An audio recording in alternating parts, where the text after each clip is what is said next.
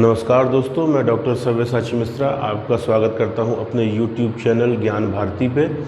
हम अपना पाचन तंत्र का दूसरा भाग लेकर आ गए हैं और इस भाग में हम अध्ययन करेंगे सहायक पाचक ग्रंथियों का। सहायक पाचक ग्रंथियों को दो भागों में विभाजित किया जाता है। पहला आंतरिक पाचक ग्रंथियाँ और दूसरी बाह्य पाचक ग्रंथियाँ। आंतरिक पाचक ग्रंथियाँ वे ग्रंथियाँ होती हैं जो आहार नाल में ही पाई जाती हैं और बाह्य पाचक ग्रंथियाँ वे ग्रंथियाँ होती हैं जो आहार नाल के बाहर से अपने द्वारा स्त्रावित हार्मोन्स को आहार नाल तक लाकर पाचक क्रिया में सहायक होती हैं, जिनमें लार ग्रंथियाँ यानी सलाइवरी ग्लैंड्स, यकृत यानी लीवर और पैंक्रियाज से निकलने वाले एंजाइम्स शामिल होते हैं। पाचक ग्रंथियों में सबसे पहले हम अध्ययन करते हैं बाह्य पाचक ग्रंथियों का। और बाह्य पाचक ग्रंथियों में सबसे पहले हम अध्ययन करेंगे लार ग्रंथियों का। जैसा कि आप देख पा रहे हैं, लार ग्रंथियां तीन तरह की होती हैं। पहली लार ग्रंथियां जो सबलिंगुअल ग्लैंड्स होती हैं, जिन्हें हिंदी में अधोजीह्वा कहते हैं, जो जीभ के बिल्कुल नीचे पाई जाती हैं। दूसरी तरह की लार ग्रंथियाँ अधोहनुज यानी सबमैंडिबुलर लार ग्रंथियाँ कहलाती हैं। ये अपने निचले जबड़े के बिल्कुल पीछे हड्डी के पास में पाई जाती हैं, बिल्कुल जहाँ पे मैं बताने की कोशिश कर रहा हूँ बिल्कुल यहाँ पे पाई जाती हैं। और तीसरे तरह की कर्णमूली यानी पैरोटिड ग्लैंड्स जो हमारे कान के पीछे इधर पाई जाती हैं। फिगर में आप देख पा रहे हैं कि जो सबलिंगुअल ग्लैंड्स हैं वो यहाँ दिखाई दे रही हैं, सबमैंडिबुलर ये नीचे दिखाई दे रही हैं और पैरोटिड ग्रंथियाँ बिल्कुल कान के पास में आपको दिखाई दे रही हैं। मैं एक बार फिर यही रिकमेंड करूँगा कि आप इनके नाम हिंदी में ना पढ़ें, आप बहुत ज़्यादा कंफ्यूज होंगे। अंग्रेजी नाम आसान है और डिफरेंस करने में भी सुविधा रहेगी, इसलिए आप अंग्रेजी नाम को ही पढ़ें, उसे कठिन ना माने। आपकी सुविधा के लिए ही मैं बता रहा हूँ ऐसा। ये तीनों प्रकार की लार ग्रंथियाँ जोड़े में पाई जाती हैं। जैसे ही हमारे द्वारा कुछ खाया जाता है, यह लार ग्रंथियाँ तुरंत सक्रिय हो जाती हैं और उस भोज्य पदार्थ को जब हम पीसते हैं तो जीभ की सहायता से लार जो है उस पदार्थ के चारों ओर मिल जाता है, फैलता है, जिस पे कि एंजाइम्स की क्रिया होती है और उसके बाद उसे निगलने में भी आसानी होती है। यहाँ हम देख पा रहे हैं कि लार जो है वो अम्लीय प्रकृति का होता है, जिसका कि pH 6.8 होता है। यह एक महत्वपूर्ण क्वेश्चन है, ये हमें याद रखना है। लार अम्लीय प्रकृति का होता है और इसका pH 6.8 होता है। लार में 99% जल और 1% एंजाइम पाए जाते हैं। लार में दो तरह के एंजाइम पाए जाते हैं, पहला टाइलिन और दूसरा लाइसोजाइम। बिल्कुल ध्यान रखेंगे कि लार में दो तरह के एंजाइम पाए जाते हैं, पहला टाइलिन और दूसरा लाइसोजाइम। टाइलिन जो है वो स्टार्च का पाचन करता है। स्टार्च जो है वो कार्बोहाइड्रेट की एक श्रृंखला होती है जो उसका जटिल फॉर्म होता है। जब हम न्यूट्रिशन पढ़ेंगे तब हम कार्बोहाइड्रेट, प्रोटीन और वसा और उनके जो विभिन्न स्वरूप हैं, चेन्स होती हैं, उनका अध्ययन करेंगे। फिलहाल हमें वो पढ़ने की आवश्यकता नहीं है। तो यहाँ हमें यह याद रखना है कि टाइलिन जो है वो स्टार्च यानी कार्बोहाइड्रेट पर कार्य करता है और उसे सरल फॉर्म में बदलता है। दूसरा लाइसोजाइम जो है वो जीवाणुओं को नष्ट करने का कार्य करता है। हमारे द्वारा लिए गए भोज्य पदार्थ में अगर किसी तरह के हानिकारक जीवाणु पाए जाते हैं तो लाइसोजाइम उन्हें नष्ट करने का कार्य करता है। इस तरह हम देख पाते हैं कि हमारे द्वारा जैसे ही भोजन लिया जाता है तो मुंह से ही पाचन की क्रिया प्रारंभ हो जाती है और सबसे पहले कार्बोहाइड्रेट का पाचन हमारे मुंह से प्रारंभ हो जाता है, जो कि टाइलिन के द्वारा किया जाता है, जो स्टार्च पे कार्य करता है। अब हम जानते हैं पैंक्रियाज के बारे में। पैंक्रियाज का एक छोटा सा चित्र मैंने बना रखा है। पैंक्रियाज से कई महत्वपूर्ण प्रश्न बनते हैं, जिसमें से एक महत्वपूर्ण प्रश्न यह बनता है कि पैंक्रियाज किस प्रकार की ग्रंथि होती है। तो मैं आपको बताना चाहता हूं कि पैंक्रियाज एक मिश्रित यानी मिक्स्ड ग्लैंड है, जिसमें बाह्यस्त्रावी एवं अंतरस्त्रावी यानी एक्सोक्राइन और इंडोक्राइन दोनों तरह के एंजाइम्स सिक्रीट करने की क्षमता होती है। हमारे शरीर में पाई जाने वाली ग्लैंड्स में यह एकमात्र ऐसी ग्लैंड है जो मिक्स्ड ग्लैंड यानी मिश्रित ग्रंथि कहलाती है। यह आमाशय यानी स्टमक के बिल्कुल नीचे, जहाँ पर डिओडिनम यानी छोटी आंत का पहला हिस्सा ग्रहणी शुरू होता है और यू आकार की एक आर्च बनाता है, वहाँ पे स्थित होती है और यह एक पीले रंग की ग्रंथि है। एक और महत्वपूर्ण बात यह है कि यह हमारे शरीर की दूसरी सबसे बड़ी ग्रंथि कहलाती है। अग्नाशय से निकलने वाले एंजाइम भोजन के प्रत्येक हिस्से यानी कार्बोहाइड्रेट, प्रोटीन एवं वसा तीनों को पचाने के लिए एंजाइम्स निकालते हैं। इसीलिए अग्नाशय से निकलने वाले पैंक्रियाटिक जूस या अग्नाशयी रस को पूर्ण पाचक रस कहा जाता है। अग्नाशय की सबसे बड़ी विशेषता इसके ऊपर पाए जाने वाले लैंगरहैंस के द्वीप हैं, जिन्हें आइलेट्स ऑफ लैंगरहैंस कहते हैं। आइलेट्स ऑफ लैंगरहैंस 5 तरह के एंजाइम्स निकालते हैं। यहाँ पर 5 तरह की द्वीपिकाएँ पाई जाती हैं, जिनमें से अल्फ़ा, बीटा, गामा, डेल्टा और एप्सिलॉन होती हैं। इनके अपने अलग अलग कार्य होते हैं। इन द्वीप समूहों में सर्वाधिक संख्या में बीटा द्वीप समूह पाए जाते हैं, जिनकी संख्या संपूर्ण द्वीप समूहों में 70% होती है। उसके बाद अल्फ़ा द्वीप समूह पाए जाते हैं, जिनकी संख्या 20% होती है। जैसा कि हम देख पा रहे हैं कि अल्फ़ा कोशिकाएं ग्लूकेगॉन का सिक्रीशन करती हैं, बीटा कोशिकाएं इंसुलिन का सिक्रीशन करती हैं, डेल्टा या पीपी कोशिकाएं पैंक्रियाटिक पॉलीपेप्टाइड का सिक्रीशन करती हैं, डेल्टा कोशिकाएं सोमेटोस्टेटिन का सिक्रीशन करती हैं एवं इप्सिलॉन कोशिकाएं जो हैं वो ग्रेलिन का सिक्रीशन करती हैं। अल्फ़ा कोशिकाओं से निकलने वाला जो ग्लूकेगॉन होता है वह ग्लाइकोजन को वापस ग्लूकोज में कन्वर्ट करने का कार्य करता है। ग्लाइकोजन जो हमारे लीवर में अतिरिक्त कार्बोहाइड्रेट या जो शर्करा है उसको ग्लाइकोजन के रूप में स्टोर करता है। कि जब हमें हमारे शरीर को शुगर की आवश्यकता हो तब ग्लूकेगॉन जो हार्मोन है वो उस रिज़र्व ग्लाइकोजन को वापस ग्लूकोज में तोड़ सके, जिससे हमारा शरीर आवश्यकता पड़ने पर अतिरिक्त ग्लूकोज का इस्तेमाल कर सके। बीटा कोशिकाएं इंसुलिन का सिक्रीशन करती हैं। इंसुलिन हमारे शरीर में भोज्य पदार्थों के हमारे शरीर में उपयोग के लिए एक गेटवे का कार्य करता है। इंसुलिन की उपस्थिति के कारण ही हमारी कोशिकाएं अधिक मात्रा में या पूर्ण रूप से ग्लूकोज का उपयोग हमारे शरीर की एनर्जी के रूप में करती हैं। तीसरी गामा या पीपी सेल्स हैं जो कि अग्नाशयी पॉलीपेप्टाइड्स का सिक्रीशन करती हैं। उसके बाद डेल्टा सेल्स जो हैं वो सोमेटोस्टेटिन का सिक्रीशन करती हैं। सोमेटोस्टेटिन जो है वह सोमेटोस्टेटिन हमारे शरीर के स्वांगीकरण की जो अवधि है उसको इंक्रीज़ करता है। स्वांगीकरण जो है वो हमारे द्वारा पचे हुए भोज्य पदार्थ से निकली हुई एनर्जी को इस्तेमाल करने की अवधि होती है, जो कि सोमेटोस्टेटिन के द्वारा नियंत्रित की। उसके बाद एप्सिलॉन कोशिकाएं आती हैं जो कि ग्रेलिन हार्मोन निकालती हैं, जो कि ग्लूकेगॉन के सिक्रीशन को नियंत्रित करता है कि कब इसकी कितनी मात्रा हमें अतिरिक्त ग्लूकोज के इस्तेमाल के लिए चाहिए। ये नियंत्रण जो है वह एप्सिलॉन से ग्रेलिन एंजाइम के द्वारा किया जाता है। अग्नाशय से निकलने वाले अग्नाशयी यानी पैंक्रियाटिक जूस के बारे में अब हम जान लेते हैं। जैसा कि मैंने आपको पहले ही बताया था कि अग्नाशय हमारे शरीर में पाई जाने वाली एकमात्र मिश्रित ग्रंथि है, जो कि इंडोक्राइन और एक्सोक्राइन यानी अंतःस्रावी और बाह्यस्रावी दोनों तरह का कार्य करती है। तो अंतःस्रावी जो सिक्रीशन है उसको हमने देख लिया है, जिनमें अल्फ़ा, बीटा, गामा, डेल्टा और इप्सिलॉन हार्मोन्स का सिक्रीशन होता है। और जो बाह्यस्रावी इसका लक्षण है उस पर हम देखते हैं कि अग्नाशयी रस यानी पैंक्रियाटिक जूस का सिक्रीशन होता है, जिसमें भी 5 तरह के एंजाइम्स जो हैं वह पाए जाते हैं।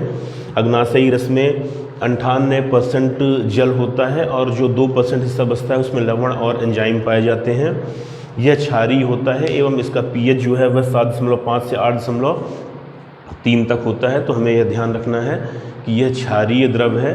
अम्लीय द्रव जो है वो सलाइवरी ग्लैंड्स यानी जो लार ग्रंथियों के द्वारा निकला रस होता था वह अम्लीय था। उसके बाद अग्नाशयी रस क्षारीय होता है और पित्त रस भी क्षारीय होता है। हमें इन चीज़ों का ध्यान रखना है।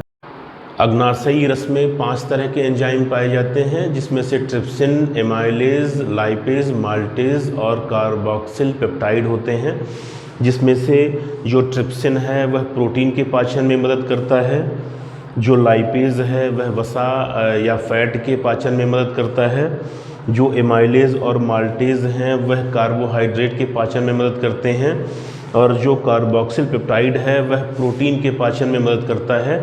इस तरह हम देखते हैं कि हमारे द्वारा भोजन में लिए जाने वाले तीनों महत्वपूर्ण कंटेंट्स जो होते हैं, प्रोटीन, कार्बोहाइड्रेट और फैट यानी वसा, उन तीनों को पचाने वाले एंजाइम्स जो हैं वह अग्नाशयी रस द्वारा निकाले जाते हैं। इसीलिए अग्नाशयी रस को पूर्ण पाचक रस कहा जाता है, यह हमें ध्यान रखना है। आइए अब हम जानते हैं लीवर के बारे में। लीवर हमारे शरीर की सबसे महत्वपूर्ण ग्रंथियों में से एक है, या ऐसा कहें कि सबसे महत्वपूर्ण ग्रंथि है, सबसे महत्वपूर्ण अंग हमारे शरीर का है। एक सामान्य सी नॉर्मल सी बात जो है वो समाज में हमारे की जाती है कि लीवर जो है वो हमारे शरीर को डिटॉक्स करने का कार्य करता है, जिसका मतलब जो है वो यह होता है कि लीवर जो है वो हमारे शरीर में उपस्थित या हमें दिए गए बाहर से दिए गए किसी जहरीले पदार्थ या हमारे भोजन में उपस्थित जो जहरीला पदार्थ है या उसमें कोई भी विषैली चीज़ें हैं उसको ख़त्म करने का कार्य करता है। लीवर सेल्स उसको ख़त्म करने का कार्य करती हैं।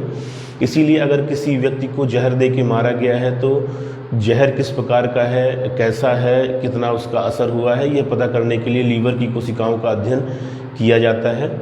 इस प्रकार लीवर हमारे शरीर का बहुत महत्वपूर्ण अंग है। लीवर हमारे शरीर का सबसे बड़ा अंग है, सबसे बड़ी ग्रंथि है, जिसका वजन लगभग 1.5 से 2 किलो होता है।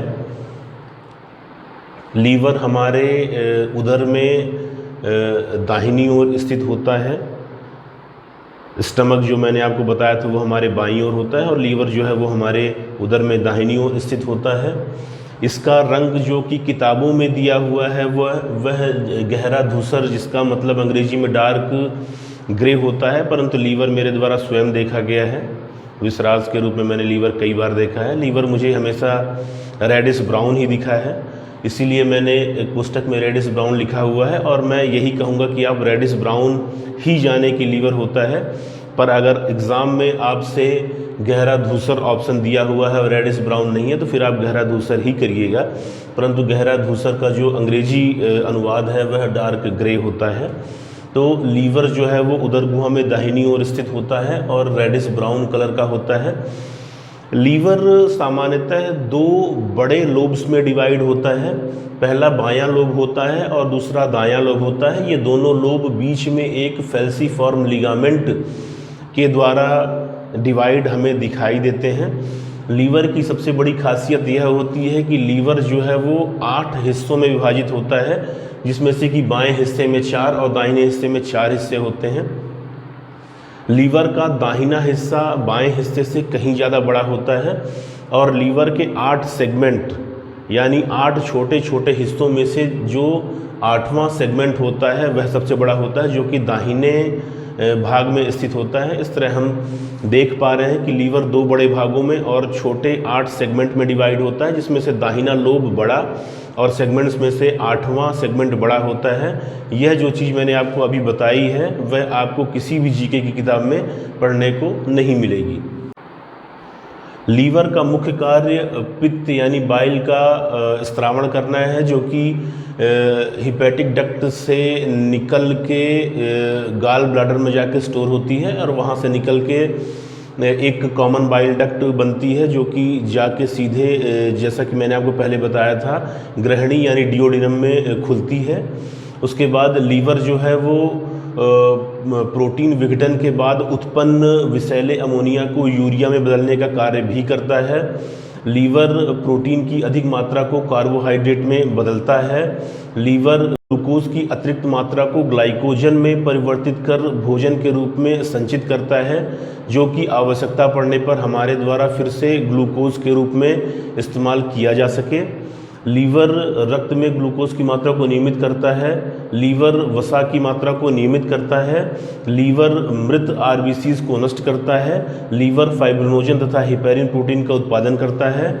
फाइब्रिनोजन प्रोटीन जो है वो हमारे शरीर में 13 कोगुलेशन फैक्टर्स में से एक है, जो कि ब्लड के कोगुलेशन में बहुत महत्वपूर्ण भूमिका अदा करता है। वहीं हिपैरिन जो है वो खून को जमने से रोकता है। इस प्रकार हम यहाँ देखते हैं कि लीवर जो है वो खून को जमाने वाले सबसे महत्वपूर्ण फैक्टर फाइब्रिनोजन और खून को ना जमाने वाले फैक्टर हिपैरिन दोनों का उत्पादन करता है। शरीर के तापमान को नियमित करने का कार्य भी लीवर करता है। संक्रमण से लड़ने तथा विषैले पदार्थों को निकालने का काम भी लीवर करता है। लीवर में 4 तरह की कोशिकाएं पाई जाती हैं, जिसमें से जीके के पर्पस से महत्वपूर्ण कोशिका जो है वो कफर कोशिका है। कई बार एग्जाम से पूछा गया कि कफर कोशिकाएं शरीर के किस अंग में पाई जाती हैं, तो उसका जवाब है लीवर यानी यकृत। और कफर कोशिकाओं का एक खास कार्य होता है जिसे फेगोसाइटोसिस कहते हैं, यानी भक्ष्यकाणु क्रिया, यानी जो जीवाणुओं का भक्षण करती है। तो इस तरह यहाँ पर 2 महत्वपूर्ण क्वेश्चन और बन के आते हैं कि फेगोसाइटोसिस की क्रिया किन कोशिकाओं में होती है, तो वो कफर कोशिकाओं में होती है, कफर कोशिकाओं द्वारा की जाती है। और कफर कोशिकाएं किस ऑर्गन में पाई जाती हैं, तो उसका जवाब है लीवर यानी यकृत में पाई जाती हैं। तो 4 तरह की कोशिकाएं, जिनमें से हम सिर्फ एक कोशिका को पढ़ रहे हैं, कफर कोशिकाएं। अब हम जानते हैं पित्ताशय यानी गाल ब्लाडर के बारे में। यह लीवर के बिल्कुल नीचे स्थित होता है और लीवर द्वारा बनाए गए पित्तरस का संग्रहण स्टोरेज करता है और उसे प्रतिवर्ती क्रिया द्वारा, एक चीज़ हमें यहाँ याद रखनी है कि रिफ्लेक्स एक्शन यानी प्रतिवर्ती क्रिया द्वारा यह अपने सिक्रीशन को छोटी आंत के पहले हिस्से यानी ग्रहणी यानी डिओडिनम में छोड़ता है। यहाँ पर मैंने एक छोटा सा फिगर बनाया है गाल ब्लैडर का। ये आप देख पा रहे हैं, ये लीवर से आने वाली जो है वो डक्ट हैं और ये यहाँ पे स्टोर हो रहा है, और इसके बाद ये कॉमन डक्ट जो है वो जाके डिओडिनम में निकल जाती है। नाशपाती के आकार की संरचना होती है पित्ताशय। यहाँ पे ध्यान देने वाली एक बात यह है कि पित्ताशय जो है वो पक्षियों यानी एवीज, चूहों, घोड़ों, व्हेल मछली में नहीं पाई जाती। हमें इस चीज़ को ध्यान रखना है कि पक्षियों, चूहों, घोड़ों और व्हेल मछली में गाल ब्लाडर नहीं पाया जाता है। पित्त जो है वह हरे पीले रंग का एक क्षारीय द्रव है जिसका pH 7.7 होता है। पित्त रस में किसी तरह के एंजाइम नहीं पाए जाते हैं। इसमें 85% जल और 12% पित्त वर्णक होता है और 3% अदर चीज़ें भी होती हैं। प्रतिदिन हमारे शरीर में पित्त का 700 से 1000 ml यानी लगभग 700 ml से 1 लीटर तक का सिक्रीशन होता है। पित्त का मुख्य कार्य होता है कायम की चर्बी को जल के साथ इमल्सन के रूप में तैयार करना। कायम यानी हमारे द्वारा लिए गए भोजन का आमाशय यानी स्टमक में जाने के बाद उस पर एंजाइम्स की क्रिया और उसके बाद म्यूकस ग्लैंड से निकलने वाले म्यूकस का उसके ऊपर चारों तरफ जो एक लेप तैयार होता है उसे हम काइम कहते हैं। वह काइम जो है वो जब छोटी आंत यानी डिओडिनम की तरफ जाता है तो वह उस पर सबसे पहले क्रिया होती है पित्त रस की, और वो पित्त रस जो है उसमें पानी के साथ जो काइम है उसको तरल और उसके इमल्सन बनाने का कार्य करता है, जो कि आगे जाकर उसके और सरल फॉर्म जो है वो फैटी एसिड्स और ग्लिसरीन में परिवर्तित हो सके और हमारे शरीर के द्वारा आवश्यकता अनुसार इस्तेमाल किया जा सके। तो इस तरह हम देखते हैं कि गाल ब्लैडर का सबसे महत्वपूर्ण कार्य जो है वह है कायम की चर्बी यानी फैट को जल के साथ इमल्सन बनाने का कार्य करना है।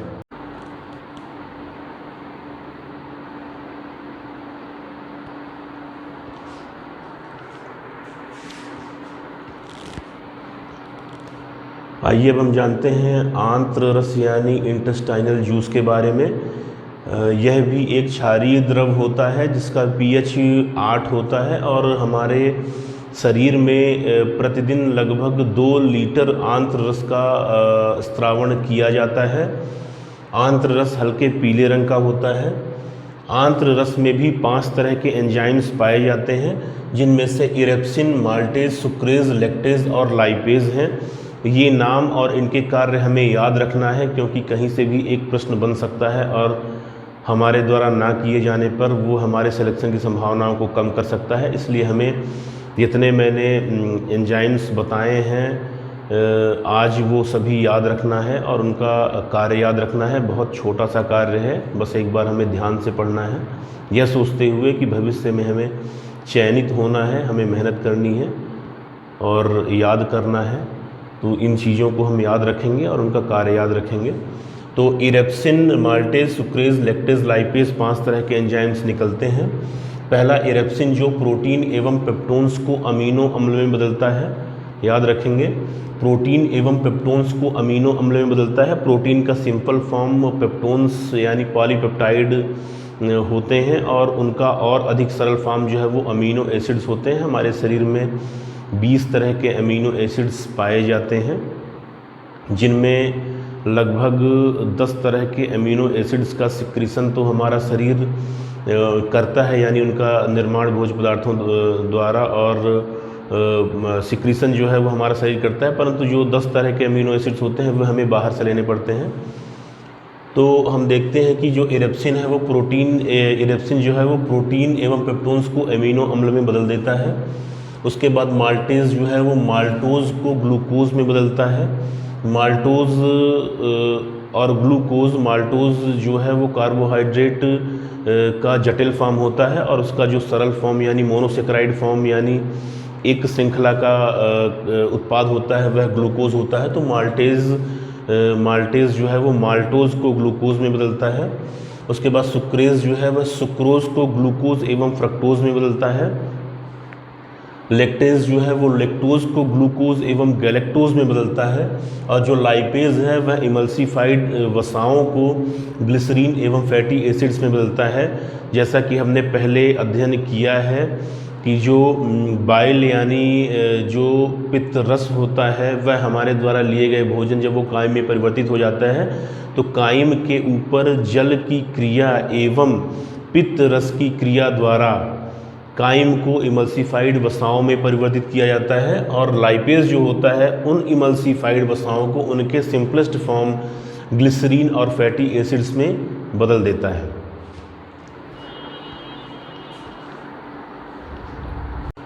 आइए अब हम जानते हैं आंत्र रस यानी इंटेस्टाइनल जूस के बारे में। यह भी एक क्षारीय द्रव होता है जिसका pH 8 होता है और हमारे शरीर में प्रतिदिन लगभग 2 लीटर आंत्र रस का स्त्रावण किया जाता है। आंत्र रस हल्के पीले रंग का होता है। आंत्र रस में भी 5 तरह के एंजाइम्स पाए जाते हैं, जिनमें से इरेप्सिन, माल्टेज, सुक्रेज, लैक्टेज और लाइपेज हैं।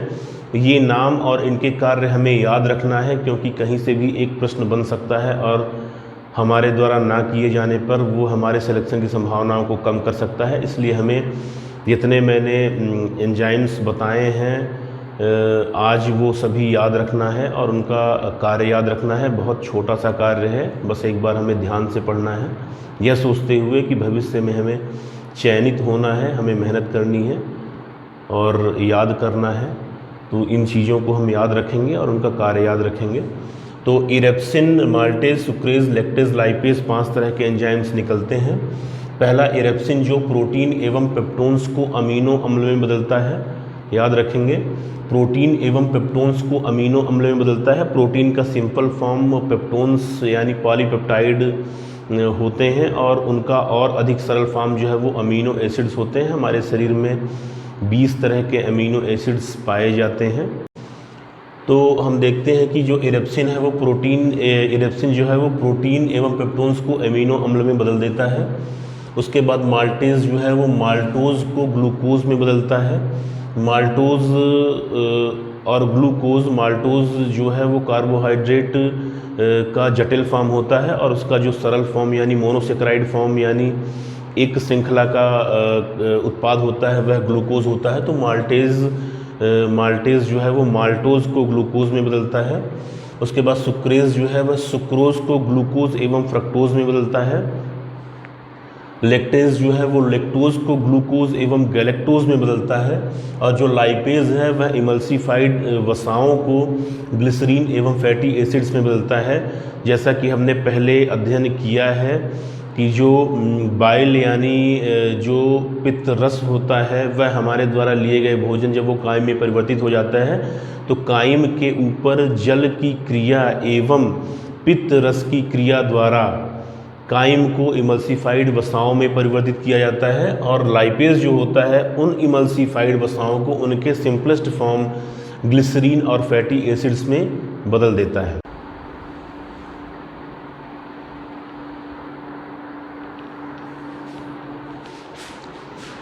आइए अब हम जानते हैं हमारे शरीर में होने वाली संपूर्ण पाचन की क्रिया और उन पर विभिन्न एंजाइम्स के एक्शन को कि कौन सा एंजाइम कहाँ से निकलता है, उसका क्या एक्शन होता है।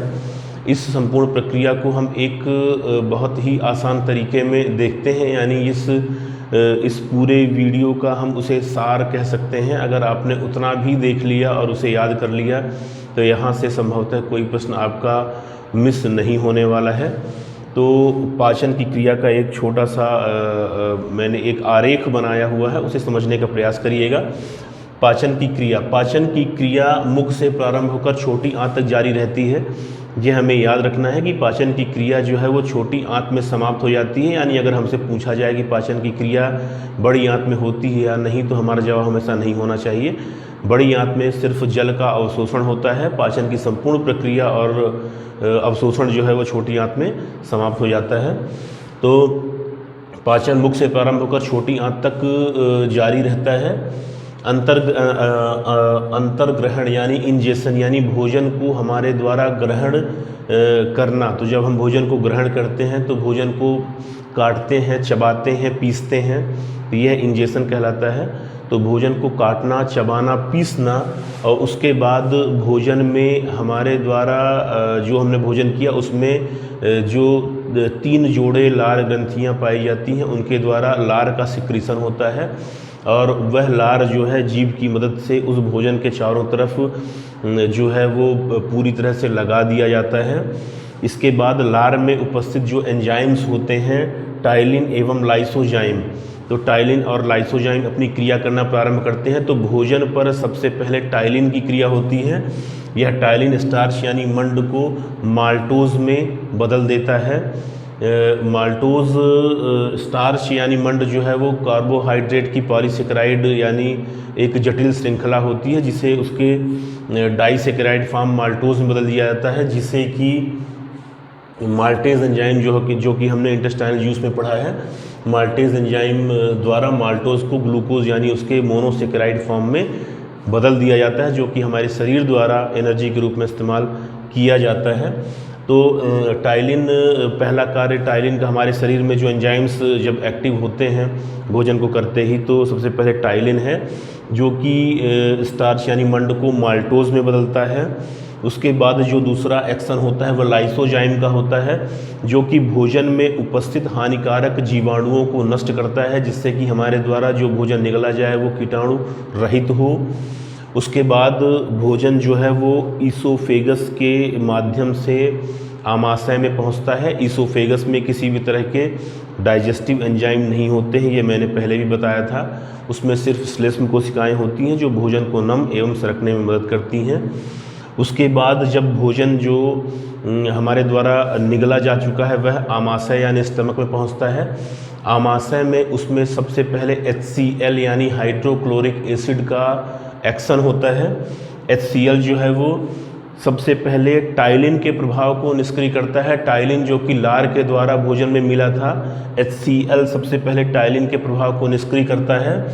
उसके बाद भोजन को अम्लीय बनाता है और जीवाणुओं को नष्ट करने का कार्य करता है। तो HCl के बाद पेप्सिन अपना एक्शन शुरू करता है और वह भोजन में उपस्थित प्रोटीन को प्रोटियोजेज और पेप्टोन्स में बदलता है, जो कि आगे चलकर फिर अमीनो एसिड्स में कन्वर्ट होते हैं। उसके बाद रेनिन एंजाइम्स का एक्शन शुरू होता है, जो कि दूध की घुलनशील कैसीन प्रोटीन को कैल्शियम पैराकैसिनेट में बदल देता है। इसे दूध से दही बनने की क्रिया भी कहते हैं। अगर आपसे सवाल पूछा जाए कि दूध से दही बनने की क्रिया हमारे शरीर में किस एंजाइम द्वारा की जाती है, तो आपका जवाब हमेशा रेनिन होगा। अगर आपने कभी देखा हो, जो बच्चे कई बार दूध पीते हैं और थोड़ी देर बाद जब उनको उल्टी आती है तो वह दही जैसी होती है, तो इसका मतलब यह है कि उस पर रेनिन की क्रिया हो चुकी है और वो दूध जो है वो दही में परिवर्तित हो गया है। तो रेनिन जो है वो दूध की घुलनशील कैसीन प्रोटीन को कैल्शियम पैराकैसिनेट में बदल देता है। इसके बाद म्यूसिन का एक्शन शुरू होता है। म्यूसिन जो है जो म्यूकस ग्लैंड्स द्वारा सिक्रीट होता है वह अम्लीयता को कम करता है। जो अम्लीय भोजन जो HCl द्वारा अम्लीय और जीवाणु रहित बनाया गया है उसकी अम्लीयता को कम करता है और भोजन को चिकना बनाता है और उसके ऊपर एक रक्षात्मक आवरण बनाता है। इस भोजन को काइम कहते हैं, जो कि मैंने आपको पहले बताया था कि जब उस पर विभिन्न एंजाइम्स के बाद म्यूसिन यानी म्यूकस की क्रिया हो जाती है और वह चारों तरफ से म्यूकस की लेयर उसके ऊपर लग जाती है और भोजन चिकना हो जाता है, तब उसे काइम कहते हैं। अब यह काइम जो है वो डिओडेनम में जाता है और वहाँ पर जो इंटेस्टाइनल जूस होते हैं उसका एक्शन शुरू होता है। तो अब ये काइम जो है वो छोटी आंत में जाएगा, स्टमक से पाइलोरिक कैनाल खुलने के बाद अब ये यू आकार की जो डिओडेनम है उसमें प्रवेश करता है। उसमें प्रवेश करते ही सबसे पहले यहाँ भी हमें एक महत्वपूर्ण प्रश्न याद रखना है कि सबसे पहले डिओडेनम में जाते ही भोजन में पित्त रस यानी बाइल जूस का एक्शन शुरू होता है।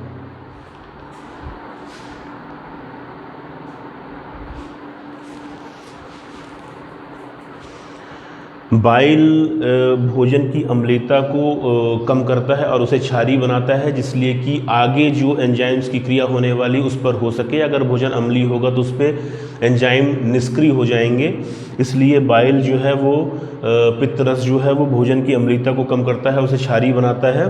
दूसरा, काइम की चर्बी, जैसा कि मैंने आपको पहले बताया है, काइम में उपस्थित चर्बी को जल के द्वारा यह इमल्सिफाइड या उसका इमल्सन बनाता है, जो कि आगे जाके अपने सिंपलेस्ट फॉर्म में टूट सकें और हमारे शरीर द्वारा उनका उपयोग किया जा सके।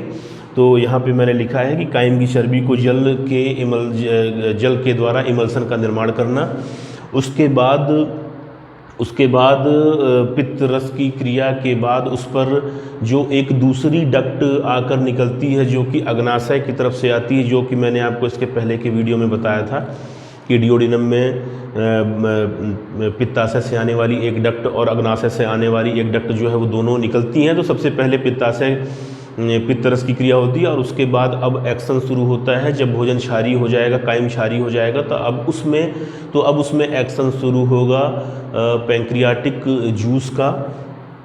पैंक्रियाटिक जूस में मोस्टली 3 तरह के जो हैं वो एक्शन करते हैं। जब पहले मैंने आपको बताया है कि 5 तरह के एंजाइम्स होते हैं। तो अगर आपसे पूछा जाएगा कि एंजाइम कितने तरह के होते हैं तो उसमें आपको यही बताना है कि 5 तरह के होते हैं, परंतु एक्शन मोस्टली 3 तरह के एंजाइम्स का भोजन पर होता है।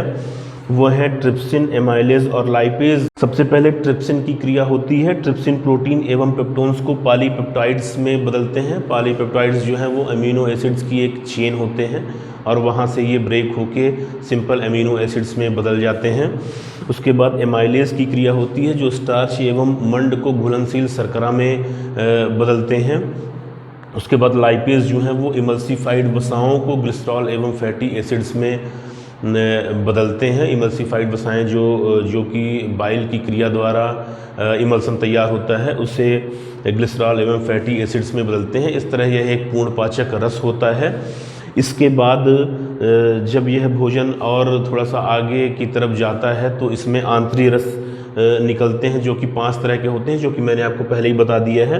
इसमें सबसे पहले इरेप्सिन की क्रिया होती है जो शेष बचे प्रोटीन्स, यानी अब इतने एक्शन के बाद जो प्रोटीन ऐसा बचा हो जो जिस पर किसी तरह का एक्शन ना हुआ हो, तो शेष बचे प्रोटीन एवं पेप्टोन्स को एमिनो एसिड्स में बदला जाता है आंतरी रस द्वारा, आंतरी रस के इरेप्सिन द्वारा। उसके बाद माल्टेज जो है वो माल्टोज को ग्लूकोज में, सुक्रेज जो है वो सुक्रोज को ग्लूकोज एवं फ्रक्टोज में, लैक्टेज जो है वो लैक्टोज को ग्लूकोज एवं गैलेक्टोज में, और लाइपेज जो है वो इमल्सिफाइड वसाओं को ग्लिसरॉल एवं फैटी एसिड्स में बदल देता है। अभी मैंने आपको जो एक आरेख बताया है उसे हमें याद कर लेना है। कोई भी कठिन कार्य नहीं है, छोटे छोटे इनके कार्य हैं, वे हमें हमेशा ध्यान रखने हैं। जीके के पर्पज़ से हो या किसी मेडिकल एग्ज़ाम के पर्पज़ से हो, ये प्रश्न बिल्कुल आ सकते हैं। आज मैंने आपको जितनी चीज़ें बताई जीके के पर्पज़ से बहुत महत्वपूर्ण है। यहाँ पे हमारा पाचन तंत्र समाप्त होता है। कल मैं आपके लिए सर्कुलेटरी सिस्टम परिसंचरण तंत्र लेकर आऊँगा। और कोशिश करूँगा कि एक ही वीडियो में वह ख़त्म हो जाए। और उम्मीद ये करता हूँ कि आपसे आज या इसके पहले की वीडियो में और आज जो मैंने बताया वो आपसे सारी चीज़ें बनेंगी, आपको पसंद आई होंगी, आपके लिए उपयोगी होंगी। और अपनी तैयारी में आप लोग लगे रहिए, लगातार पढ़ते रहिए। धन्यवाद।